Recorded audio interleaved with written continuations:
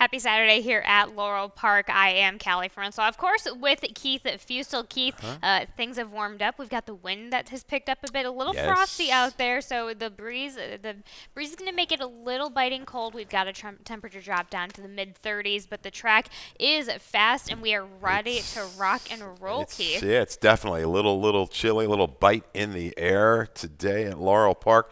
Hopefully we've got some chili downstairs. I don't know. I haven't seen Karen yet, the pizza lady, down on the first floor. I know she usually's got some $2 Coors Light, so if you want to get started with that, go right ahead. But, yeah, I'm hoping there's some chili. We'll see. I think that should be a staple every Saturday during the wintertime, but what do I know? I'm sure it is. I'm sure she has that chili ready for us to go. Race number 1 starts the early pick 5, of course, industry low takeout, and it starts in this claiming 40, which have never won 3, going the 1 in a mile and 16th on the dirt. Keith, you and I both land on the number 2, Down Cold for Hugh McMahon, gets J-Ron Barbosa coming from off of the pace a little bit. That was a nice effort first off of that short-term campaign that we saw in 2022. Yeah, I thought this was a really good effort because to keep focused, to keep going. This horse was caught in between horses, Callie, quite a long way, probably over 3/4 of a mile, and was able to shift down the inside and just couldn't get past Jason Takes Long. But a real gritty effort to get the place there. Bergie a little flattened out late, but came back to win.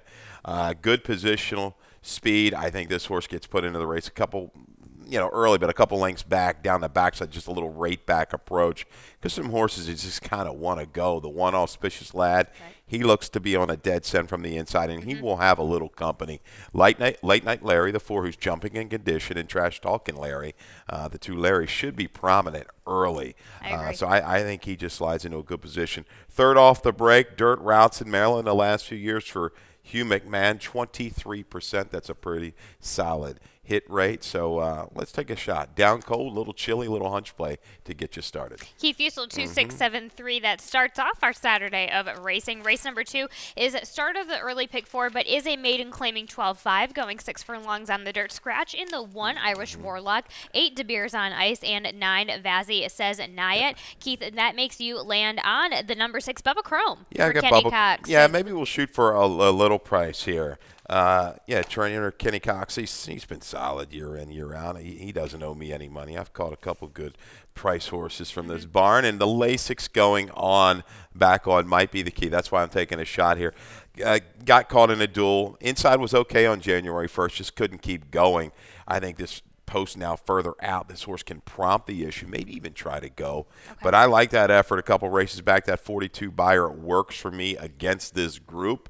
He might have to step it up just a touch off of that. Duke of Dooley will take a lot of play. Got away with moderate fractions on a track that was holding speed. Couldn't do it last time, but I think he's a factor with the Lakes just going back on. Love Talk. Let's talk about the 2. You don't have the 2 at all. I was fighting. I was in between horses on that. Yeah, Mary got back on the board last night with a win at Charlestown. But this one here comes out of that race, December the 10th. Now a triple key. Robin, yesterday, gave me a horse, Linda Albert, Dare to Fight last night. Went up to Charlestown to win. Paid a good price, $25. Thank you, Rod Dog. The old Rod Dog special. But shortening up, I think Idle Talk, you're thinking maybe a little turf thinking back about this mare, but kin to a good runner. This is the attack move. You need it. Lasix going on a turn back. Sought out the services of Barbosa. Maybe we'll get a Barbosa double. I think this one can make a run from mid-pack, no doubt. Absolutely. And then, of course, underneath, you also have the number 4 Duke of Dooley, Hammy Smith. That one, as you mentioned, is going to be doing a bit of your pace in this race, and I think it's a good way to go ahead and attack this race. And of course, Imagine a Cure for Phil Capuano, Giannovello, that you also have underneath in this start of the early pick 4. Yeah, I had aim. I mean, went up there, contested pace last time, just a little flattening, didn't get going. Will need to move up just a little bit. Not completely out of it. Alvello, I talked about it. He works out some trips. So, he just doesn't get enough mounts. I think he's very capable. I'm going to throw him into the mix. So it's a price shot here with the 6. Sure, absolutely. 6, 2, 4, 3 for Keith Fusel in the start of the early pick 4. Race number 3 is a starter optional 30. Going 6 furlongs on the dirt for the 4-year-olds and up. Short field, but scratch the number 1 Super Gardner. Leaves you with the 6 on top. I have the 5 on top. Let's go ahead and cut to that video with all 3 of our top selections in this race. Yeah, you can't go wrong with Sevier, however we want to pronounce it. Sevier, is that how the Rod Dog pronounced? Okay, 25 wins put into the race. This was the second time back sprinting. We talked about that, on the show. He came off that mile in 70, needed the race on the 27th, gets back super sharp into the race on the 17th, and man, what an effort. Took the pressure, battled. Looks like it's over here, okay? Right. It looks like Free Dancer is just going to go ahead and roll him by the 8. Right. And there's Charge to Victory up the fence. But Sevier, the 5 this particular day in a green cap. Just gutsy as ever. What a war horse. Tim Tulloch's favorite horse here right now in Maryland. But why not? This one just 25 for 63. Just what a career that we get to witness right here. Here's the kicker. He's 9. Right. He's 9. The horse next to him, Charge to Victory. He's 7. He's solid, running big figs. I mean, it's incredible. Some of these crafty veterans that we have on tap today. I think Charge to Victory, just slid up there, just a little flattening. Now goes outside, contract. Might just turn the tables here from just off the pace, second off a break. Might help him out a little bit. I go for Sevier. Keith goes for the number 6, Charge to Victory, the 9-year-old versus the 7-year-old. I love to see it. I just love horses like this. This is why we're in racing, because these horses, we're talking about horses like these, 9 and 7, they love their job. They absolutely love what they're doing. So with that being said, race number 4 in this mile and 16th dirt affair. Let's go ahead in this claiming 20 to your middle pick 4. You gave us a middle pick 4 and 7 early pick 4, which I understand. Yeah, the early was going to be a little costly. It was hedging into that $30 range, and I don't like doing that. I like to try to, if we can 24 is about as tops, unless it's a big day and there's just huge fields abounding. Then we'll add a little bit more to it. But $12, 136 to get you started. Johnny French Fry going to take plenty of play. The speed from the rail might be gone. We'll see. A little bit of a suspicious drop. It was claimed off a drop. I agree. Race 5, 1456. Some value there, I think, still holds with the 1A Dynamite Duke. Race 6, 2 deep. With the 3 most perfect, really good form. The source, the blinkers have gone on. He's turned into a different animal, stretching out. And the 5, Brett's World. We've got a stat and a video on that one for Ness. Race 7, we single. Boss Logic got the scratch of Ben and Joe out of there. It's his race to lose on the front end. $12. $12. There you go. Keith Fusel, middle pick 4, and of course I have a rainbow pick 6. Mine is a little bit more expensive just because I didn't go for the Keith Fusler, so I had a couple of these, and like I said, I'm a bit suspicious of that one, but I threw them in anyway. I thought that was a bit more of a wide open affair, and I go the same way with race number 8. It's just tough. My single for the day is in race number 5. That is Secret Sanctuary for Claceris. That's the one that I chose to do on the single. Race number 7 is where I also kind of slimmed down a little bit. It was hard. Listen, we've gotten a lot of nice horses in race number 6 as well, so it was hard to pick those apart as well. This is a bit of a tough. This is a nice card that the racing office put on. So it's kind of, you didn't do an early pick 4 because there were a couple of tough ones. To me, it was hard to get a non-pricey pick 6 just because there were a couple of tough ones at the end. Okay. And like in race number 6, I know you went a bit wide. I think you did go 3 wide in race number 6. Yeah. So helps out. I love Boss Logic. I could have singled in on Boss Logic as well. That's where I also probably could have singled on and probably could have cut that ticket right in half to a $30 ticket. But nonetheless, a $60 ticket. Shave off what you can, guys. My biggest suggestion is going for Boss Logic for that other start of the other single in my Rainbow Pick 6. So maybe that's where I tripped up a little bit. But that hasn't started yet. So you definitely can adjust that how you want to. The carryover is just over 3,000. We're going to that'll take on to 4,000 or 5,000 by the time the gates open for race number 4 for the Rainbow Pick 6 in this claiming $20,000 event going a mile and 16th on the turf for the strict 3-year-olds. Keith, you and I both land on the Brittany Russell horse, a blown save. Yeah. Again, it just didn't have it. What was your excuse for that last effort out? Because the horse comes off of the pace anyway. Yeah. Just, had a little bit of flow from, just never picked it up, really. I mean, that was just, to me, the number works, but just a little bit flat, and I think maybe they're frustrated. Back to the 20 tag, what it broke its maiden for. Right. you know, there was It similar tries. I mean, again, projecting slight improvement with the legs. Maybe Dart can go out and force the pace of Johnny French Fry. I'm just I am a little suspicious of this drop. Was claimed off of a good race, maiden score, dropped to 20. You know, faced some tough horses. Did Johnny French Fry and got cooked a little bit. If the 7 can't press him, he should be gone, but there might be a chink in the armor. And hence, I go blown safe because I think he's got the most sustainable run in here. A horse that intrigues me is the 6, Stardust Ziggy. Second off the claim, a win right off the claim for Greg Wilson. Doesn't run a lot of horses, but when he does, you better pay attention. He just doesn't go in for the fun of it when he claims a horse. So Stardust Ziggy, you got Boyce, you've got a patient rider, should be able to work out a trip, and really ran big after early adversity. Was bumped and steadied at the break. Was able to get position, shifted out, and made a couple moves in that race to go clear. Stride looked like a horse to me that wanted that extra ground. I agree. Okay. 3617, I goes 3651 for the start of the middle pick 4 and the rainbow pick 6. Race number 5 is this maiden 12-5 going the mile and 1 turn mile on the dirt, scratching the 1 Awesome Dynamo and scratching the 8 just once more, who I had the number 8 in my selections, Keith. That makes you land on the 1-8 Dynamite Duke for Jose Corrales, John Brosino, coming out of the 6th post, not the rail but the 6th post. Yeah, and this scratch of the other part of the entry, I think it might boost our price just a little bit with Dynamite Duke.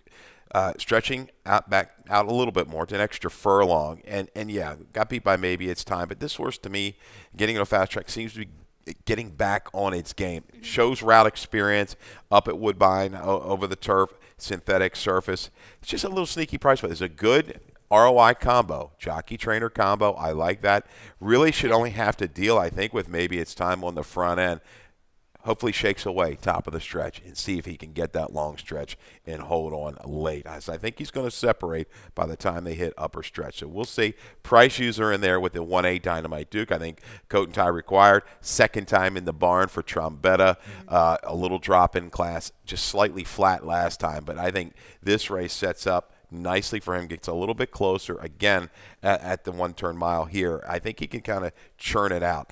Secret Sanctuary, trouble trips. I mean, that was a brutal trip 6 wide last time to get the lead, but he's got a touch of seconditis to him. Yeah, a bit. So, but that was a bit better of a seconditis last time out, so which is why I went with him as my top selection. An interesting thing that I kind of noticed on Coat and Tie Required, apart from, with exception, in his debut with Mark Reed going short, this horse might, as an individual, might need a couple of races, especially going longer to really get that score. If you look at that August to November type of storyline, that's where you see the end on the drop, going long. Delaware, we find ourselves in the same situation, so that's why I have that horse picked underneath as well. Okay. Yeah, Secret Sanctuary. I mean, I think he'll be the favorite. I don't want to take anything less than 2-1 on him in here. Wired In is a question mark. I'm going to use this horse in the exact. There's another Mary Apple training. Eddie Gourmet was primarily dirt sprint. I think did okay once long on the turf. First foal, just kind of again has gotten steadily better the last couple. It's going to be the stretch run. I do think he will make a move to be a factor upper stretch. Can he keep going against this group with some of these other horses that have that route experience over him? But will not be dismissed in my exactus. No, and we're going to find out once we get to that 5th race later on in today. And right before, we're going to have a commercial break before we talk about the rest of the card here for Saturday's racing. We're ready for the start. They're off.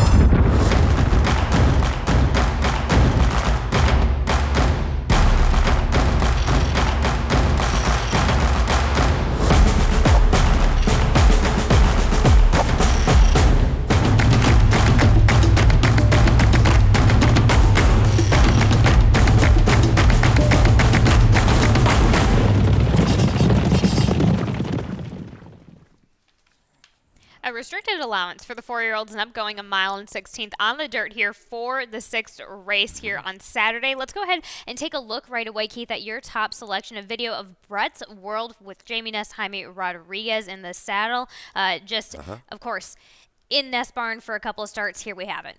Yeah, on a heavier track up at Parks, as it tends to be, in the winter times, but loaded into the turn, and it's kind of going to make that move, get the lead. Some challengers, and it's an all-out, drive from here. Look at these horses chasing, giving really hard chase past the 3/8, but this horse just kind of gathers himself, starts stretching things out, the stride lengthening, and says, see you later. Going to open up here by about 7 when it's all said and done, Callie.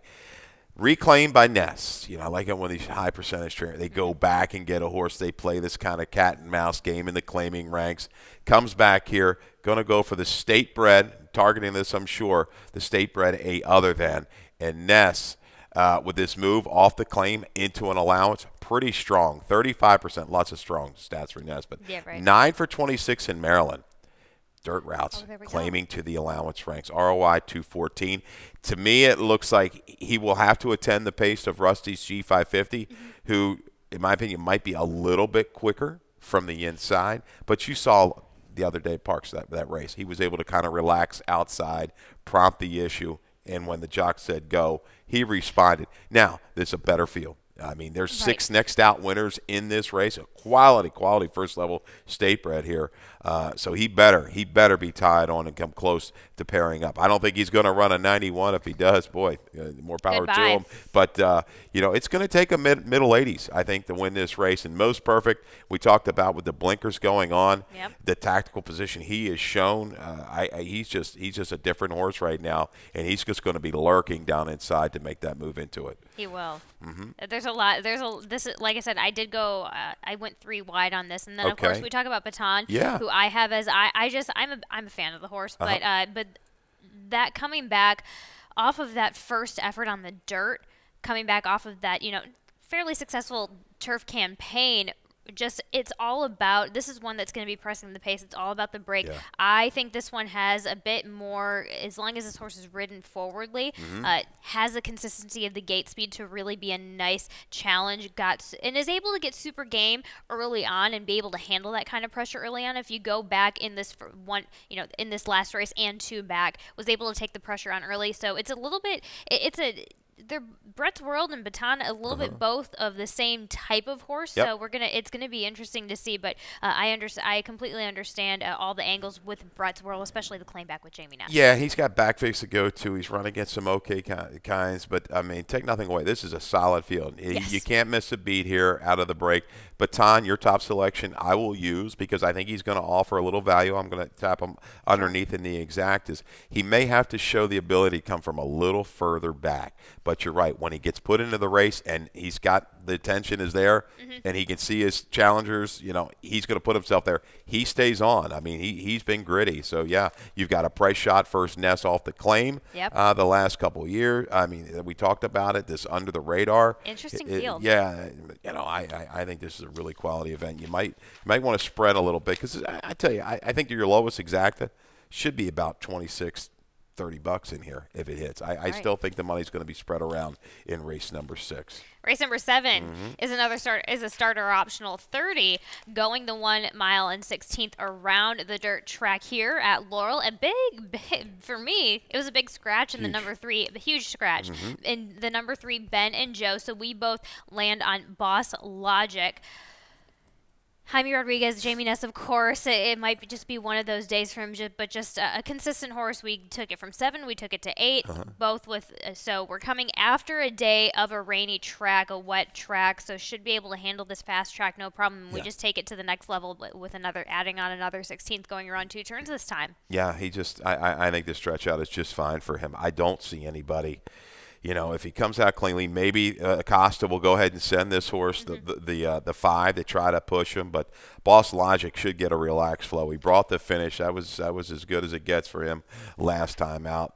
3rd off of a little bit of a break. So I think he brings it right back. He's going to be a really short price now because of the scratch of the 3. Walk away, Joe. They hold the level, okay? Yes. Wide gave way east against Boss Logic on that muddy steel track. Maybe he just didn't like that particular surface that day. Holding the level gives me a little confidence that this guy can chase and grind and stay around.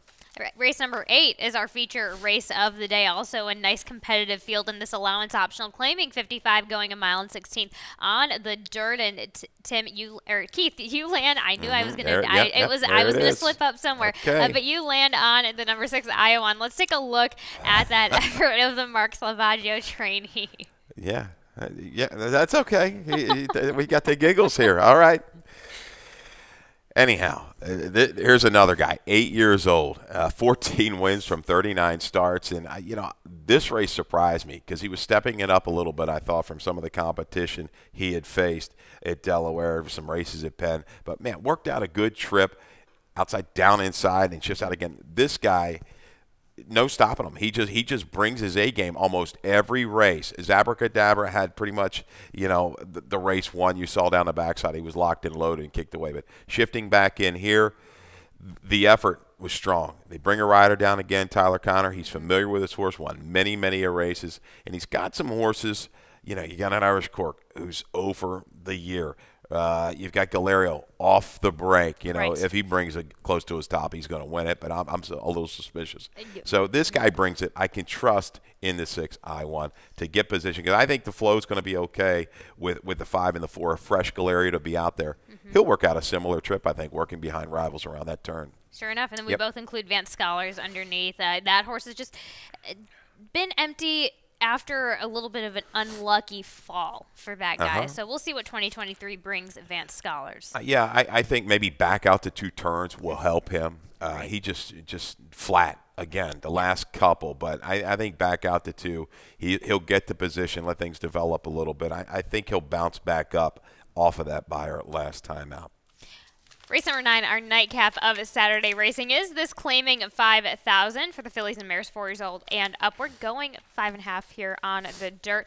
Scratching the 4, and the big enough scratch in Unrequited Love. I had this one underneath. But Keith, you go with Ever So Do Wild for Justin Nixon, and I love this move, J-Ron Barbosa. But if you look, 3 for 11 on a fast dirt and 8 for 11 in the money. Yeah, just changing it up.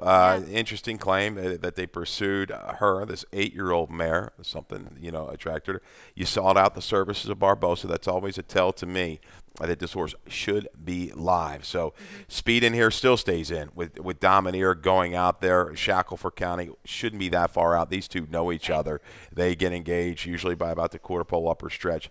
Maybe this one, the new shooter you talked about, it has the ability to run some okay figures on a fast main track to upset the apple cart. You should still get about 7-2, 4-1 on this runner. And Keith Fustel, that's 2-3-6-1 in this last race of Saturday. In that claiming 5. But let's talk about your best bet and your value play here coming up in the lightning round. All right.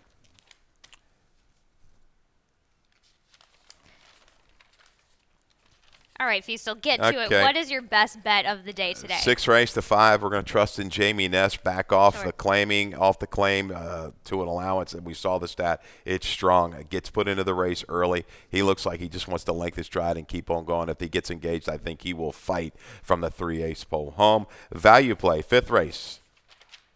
There it is. Corrales and Jean Bersigno. Let's get it done. I think another one will be a forward factor at the 1-turn mile. A little extra go today from that 7/8 race, but I think he can kind of separate from this field and hopefully dig in late to hold off the closers because they will be targeting him about mid-stretch. Speaking of value plays, let's talk about one that really gave us a price in the Breeders' Cup Turf last year, which is Caravel, who is an Eclipse Award finalist. So a big congrats to the Merriman family. Of course, we're watching Caravel. Caravel was the only American-based horse to win the only American-based horse to win a Breeders' Cup Turf on that particular day. She's tough. Yeah, she's tough. She's been around, well-traveled, usually brings, close to her A game. She's been tough up in New York. Action Andy's is one of its favorites right there. Caravel, been a favorite of mine, too, since that race a couple years ago, I think, at Pimlico. She also just got named yesterday as the top Mid-Atlantic bred of 2022, of course, and she's going to come back for a 6-year-old year, so she's coming back. I think she's set to come back into the barn late January, early February, so, of course, they're going to target her again for the Breeders' Cup, and best of luck to, of course, Caravel and her connections, and a big congratulations to an apprentice who also won his first race on his birthday. Giovanni Padres rides first career winner yesterday on aptly named I Can Do It, 7-1 price for Robert Gamber, and it was nice. He has his family came from another country. His dad was a hot walker, moved up the ranks and just influenced him as a rider. And he's had all kinds of help from Rudy Rodriguez, Michelle Nevin. So just getting that baptism of water there for his first win, and it was really nice to see him. He was so excited, and as we all were for him that day, of course. That's good. Couple cracked eggs on top of the head do you some good. But yeah, he put that horse right into the race early. Yeah. And was not to be denied. Fended off all challenges. That was great. Good to see. Congrats. It was good to see. Congratulations again to Giovanni. But we also do want to bring up somebody that will be missed. Of course, the death of Avery Wiseman. We're taking a look at him winning on Port Louis, who was 67-1 at that time on the Maryland Million Starter Handicap. I think that was a $137 winner. But Avery Wiseman had a really nice percentage year, 43% in win place show of 2022, 90 wins out of 810 starts. But I got to know him, and I know a lot of people here on the backside are also going to attest to this, that he was, as a young man, he was quite an example, and he put a really nice example of how to be on the backside, and he was just a lovely young gentleman here, and as we can see, just really celebrating that awesome win, but really he's going to be missed, and it was unfortunate, but just want to, and we're going to take a moment and sign off and just use this as a moment of remembrance and honor for Avery. Thank you so much.